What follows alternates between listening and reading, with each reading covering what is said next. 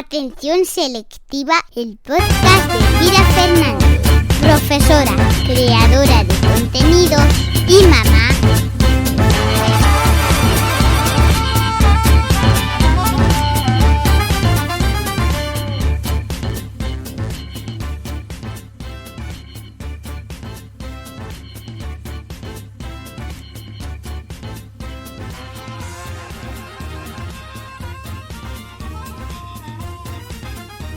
Buenos días, buenas tardes o buenas noches. Estés en el momento en el que estés, bienvenido, bienvenida a Atención Selectiva, el podcast. Ya sabes, tu podcast de formato breve, no más de 20 minutos, hablando sobre lo más destacado del mundo de la educación, la psicopedagogía y la crianza. Y hoy traemos precisamente tema calentito, la última polémica educativa que ha surgido por parte de la Generalitat, y cito textualmente un titular del diario El Mundo: la Generalitat estudia eliminar las pistas de fútbol de los colegios para que dejen de ser machistas, y acuña que una nueva guía de la Consellería de Educación de la Generalitat para la arquitectura de los colegios estudia eliminar los campos de fútbol de los centros para, y entre comillas, evitar que haya colectivos que queden discriminados. No solamente El Mundo, sino todo tipo de publicaciones a nivel periodístico, reportajes en la televisión, todo el mundo desde el 1 de diciembre no deja de hablar de este nuevo cambio que estudia hacer la Generalitat. Un motivo más para incendiar Twitter y para polarizar las opiniones cercanas al patio de recreo entre los adeptos y los que, pues, simplemente no quieren que el fútbol siga en los patios de recreo. Como sabes, es uno de nuestros temas centrales, el juego, los patios de recreo, y no nos podemos quedar callados. Así que aquí empieza el capítulo de hoy. En el capítulo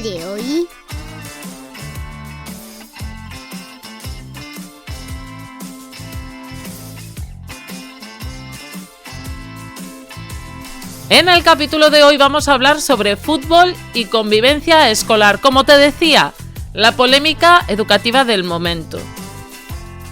Y me gustaría comenzar diciendo que me declaro una de las personas más antifútbol que te puedas imaginar. Vamos, si me preguntas qué estaba haciendo yo en la final de ese famoso mundial de fútbol en el que ganó la selección española, te puedo decir que yo estaba en el cine.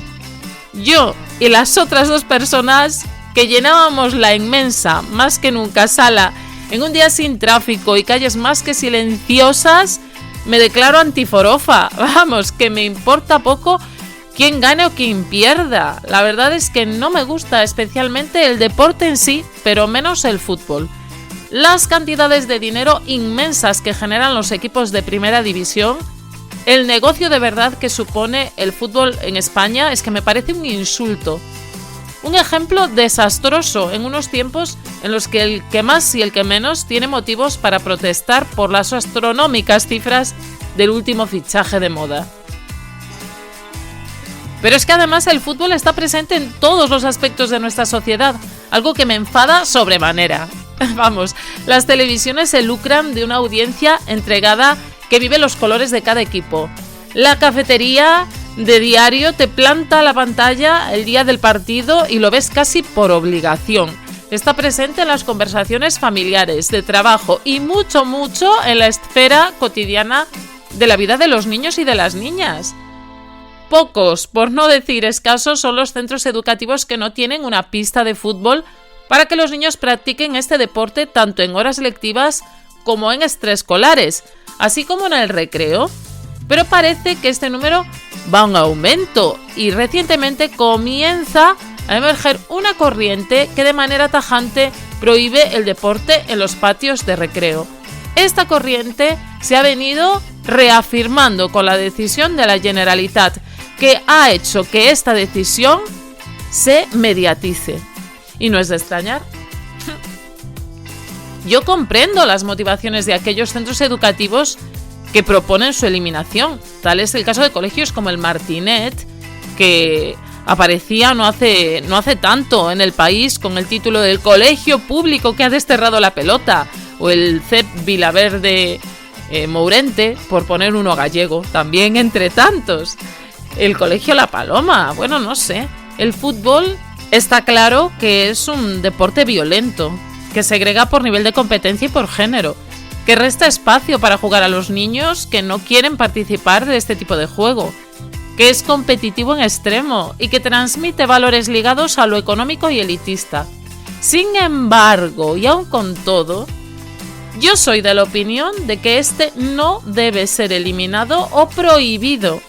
Y respetando las opiniones de todas y de todos, expongo hoy, porque me parece que para mejorar la convivencia de un centro escolar no hay que prohibir, sino trabajar aquellos aspectos de este deporte que son negativos, así como ofrecer otras opciones de juego. Vamos, que a medio camino entre el hecho de desmontar mitos y el análisis profundo de la realidad cotidiana de muchos colegios, te invito a escuchar los próximos minutos esta reflexión acerca de la relación que hay entre el fútbol y la convivencia. Se dice del fútbol que es violento.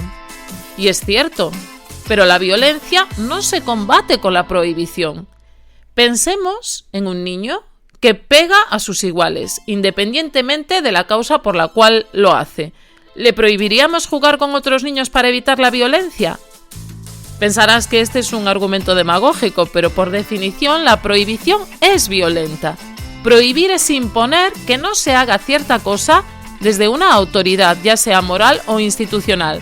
Si queremos educar en una cultura de paz, respeto, empatía o convivencia, tendremos que empezar por hacernos mirar nuestro propio modo de relacionarnos con la infancia. Por otro lado, decir que el fútbol es violento es una falacia. El fútbol no es violento, violentas son las personas. Violentos aquellos que juegan sin deportividad. El jugador de primera división, que aun siendo consciente del ejemplo que supone, comete esa falta, el padre o madre que azuza al hijo o hija para que sea el mejor viagrito, el que insulta al árbitro o a la árbitra, el que discrimina, el que pega al contrario. Si queremos educar en el respeto a los demás, tendremos que pensar en trabajar y promocionar el juego limpio, antes de demonizar sin sentido. Violentos somos nosotros, que como sociedad hemos permitido que este ideario violento se asocie al deporte desde la normalización, pero no al fútbol. Aún así, no todo está perdido, porque yo creo que hay personas que trabajan a diario para que el fútbol sea simplemente un deporte. Personas que se ganan toda mi admiración, especialmente mis compañeros de educación física. Y, ¿por qué no decirlo? Personas que hacen que este deporte me guste un poquito más. Se dice del fútbol que es segregador. Y lo es. De hecho, recientes estudios aseveran que las niñas disfrutan de un espacio menor en los patios de recreo escolares, pues estos suelen estar dominados por el fútbol. Típica expresión. De hecho, esta es una expresión que yo misma he usado y que tiene una puntualización. Los patios de recreo son versátiles y si están dominados por el fútbol es porque lo permitimos, los docentes y el alumnado. Nadie ha dicho que no se puede jugar a otros juegos o a otros deportes en las pistas de fútbol, pero para esto hay que trabajar en transformar los patios desde su organización, no solo desde su estructura ambiental. Últimamente está como muy de moda el hecho de transformar los ambientes lúdicos para hacerlos más accesibles a todo el alumnado. Pero esto no es más que una foto para Instagram. El verdadero trabajo reside en organizar y trabajar la convivencia entre iguales en esos patios. Aun con esto, resulta evidente que cuando hay fútbol en un patio de recreo, por lo general, son muy pocas las niñas participantes. Y cada cual que lo vea como considere, pero para mí es una ocasión de oro para coeducar. También voy a nombrar a El Diario. Nos presentaba el patio como un espacio marxista en uno de sus artículos, que además se hacía eco del estudio de la Fundación Jaume Bofill, que presentaba un informe con evidencia científica sobre este hecho. Pero una vez hecha esta valoración de necesidades de cambio en un modelo de patio machista por tradición, ¿qué ganamos con prohibirlo? Lo que tendríamos que hacer es incentivar que las niñas ganen espacio de campo de fútbol también. Porque nunca sabemos dónde puede haber una niña que sueñe con jugar este deporte libre de estereotipos. Yo las he conocido. No se puede vencer al machismo desde la prohibición, sino desde el empoderamiento. Devolvámosles a las niñas su espacio sin parches, sin soluciones a medias. Trabajemos de manera coeducativa y no solamente Mientras una sola niña quiera jugar al fútbol, la prohibición de este también será un acto machista. Pero lo que más me escama en este apartado de la segregación es lo mucho que afecta al género femenino y lo poco que se habla de la segregación por capacidades. Esto no vende, no hace portadas de periódico, no hace portadas en la tele. Esto sí que es grave, pero no lo verás en ningún artículo de ningún periódico porque es que esto no vende. Para equilibrar un poco la balanza, te diré que hay una sección amplia en la plataforma Arasac, en donde hay toda una serie de recursos para hacer el fútbol accesible a todo tipo de capacidades, por si quieres incluir a tu alumnado en los recreos de tu centro. Y aunque detesto los clubes de primera división, al menos hay algunos que se ponen las pilas dando accesibilidad a sus aficiones, como es el caso del Fútbol Club Barcelona, que nadie se me ofenda, pero lo cierto es que tiene una sección en donde todo lo relacionado con el equipo, todo lo relacionado con la casa, está adaptada a lengua de signos. Pues ya me parece un ejemplo excelente. Se dice que el fútbol es competitivo. Sí, y mucho, pero más si se fomenta. Si por el contrario promovemos que es un deporte de equipo en el que gana quien mejor trabaja para el apoyo y la unión, estaremos trabajando desde un punto de vista cooperativo. El modelo competitivo de conducta no es exclusivo del fútbol, sino que representa un mal endémico de nuestra sociedad, que se muestra competitiva hasta con las canicas. No nos engañemos, no es una cosa de balones, es de tipos de personas. Como educadores somos en buena parte responsables de promover enseñanzas cooperativas, entendiendo lo competitivo de manera positiva y alejándolo de su concepción más individualista. Pero para esto, una vez más, hay que trabajar para poder conseguirlo y hay que trabajarlo en el campo, no hay que trabajarlo desde Twitter, Cuando un niño o una niña están educados para promover el juego limpio, además tendremos un plus de valores sociales que no te brindan otras actividades de trabajo de mesa, por así decirlo. No es cosa del fútbol, este es sin duda un mundo competitivo, pero preferimos echarle la culpa al deporte antes que admitir nuestra falta de competencia a la hora de desarrollar actividades cooperativas o de ayuda a los demás. Se dice del fútbol que fomenta valores negativos. Se habla también de que el fútbol fomenta valores negativos, ligado a la idea de que los jugadores de primera división consiguen tener esa vida idílica, lo entrecomillo, llena de lujos y ventajas únicamente jugando este deporte. Pero una vez más, la culpa no es del deporte, sino del negocio que genera. Si no quieres que tu alumnado o tus hijos tomen como ejemplos a personas que se ganan la vida con este deporte, entonces bríndales otros ejemplos a los cuales elegir, no solamente deportistas, sino de todas las esferas sociales. Muéstrales a quien poder admirar para que luego ellos elijan. Pero es que precisamente el deporte es un mundo en el que tienes cientos de ejemplos de superación que me parecen los mejores para educar tanto en las aulas como en las casas. Historias como las de Michael Jordan y sus orígenes y fracasos, Michael Phelps y su TDAH, el centrocampista Juan Mata y su solidaridad a través del fútbol, Lance Armstrong y su lucha contra el cáncer, no sé, hay mil y un millón. Se dice del fútbol que fomenta el consumismo. Y para acabar, el consumismo lo fomenta quien consume.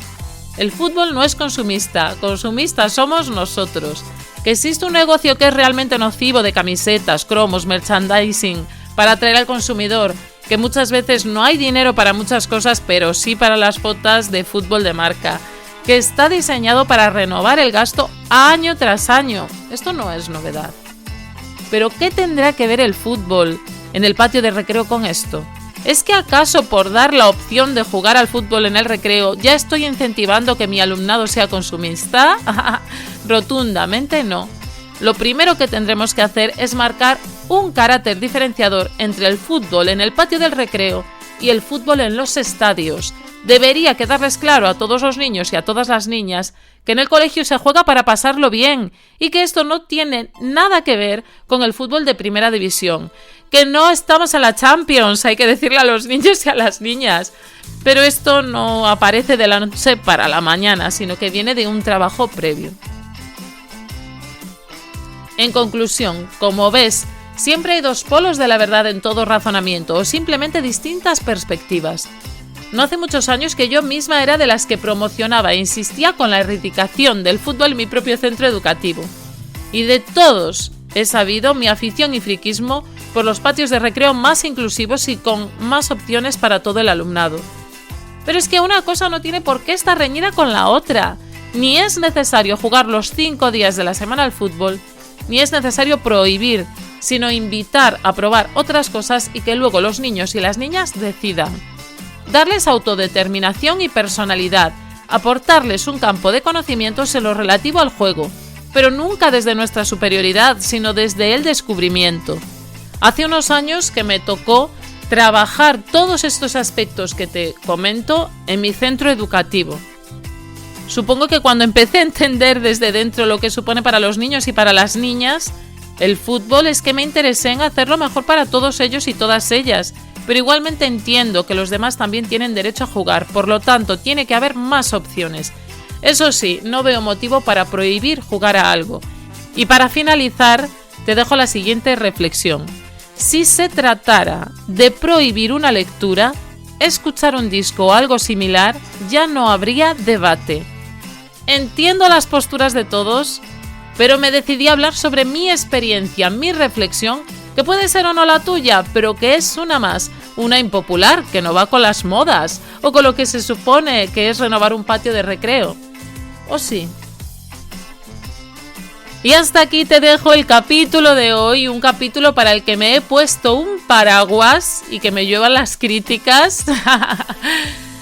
Y que advierto que continuará, porque seguiremos hablando de patios escolares y seguiremos hablando de convivencia, de patios inclusivos. Esto es algo que no acaba hoy, no acaba con la decisión de la Generalitat, que hay mucho más que rascar en el tema de los patios, que ahí es donde se gesta la convivencia real, esa convivencia que nos dará a los ciudadanos del futuro. Pero vamos, que dejemos de darle poca importancia, porque realmente la tiene.